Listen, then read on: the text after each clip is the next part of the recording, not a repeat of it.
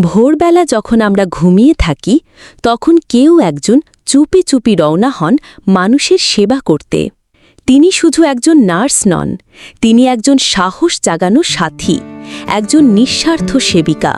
একজন নার্স রোগীর প্রেশার মাপেন, সময়মতো ওষুধ খাওয়ান, আর সবচেয়ে বড় কথা, রোগীর মনটা বোঝেন। অনেক সময় নার্সই হন একজন রোগীর একমাত্র ভরসা।